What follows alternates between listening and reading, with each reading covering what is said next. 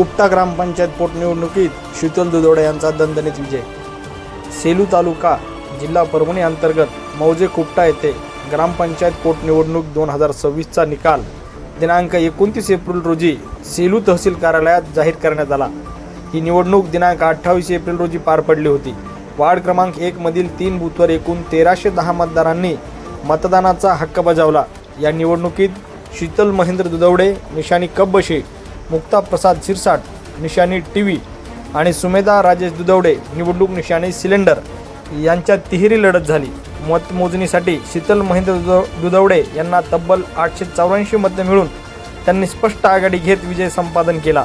मुक्ता प्रसाद शिरसाट यांना 348 मते तर सुमेधा राजेश दुधवडे यांना 69 मते मिळाली।